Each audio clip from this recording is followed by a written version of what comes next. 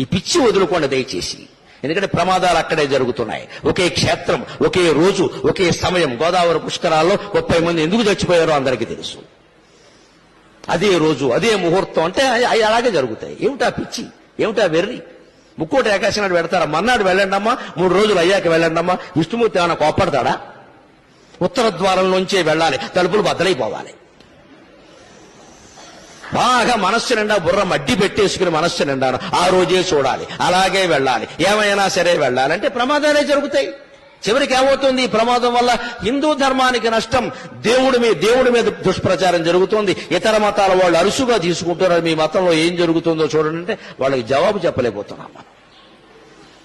అంచేత పుణ్యక్షేత్రాలు, తీర్థాలు, పుణ్యతిథులు ఇవేవి ముఖ్యం కాదండి.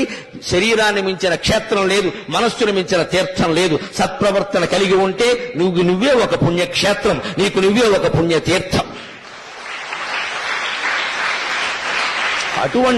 అటువంటి మానవత్వాన్ని నింపడానికి, సాటి మనుషుల పట్ల సానుభూతితో ప్రవర్తించడానికి, పరోపకారమే జీవితంగా బతకడానికి ఈ నా ప్రసంగం ఏమాత్రం ఉపయోగపడినా నేను ధన్యుణ్ణి. నాకు ఈ 4 మాటలు నేర్పిన మా అమ్మ ధన్యురాలు. స్వస్తి.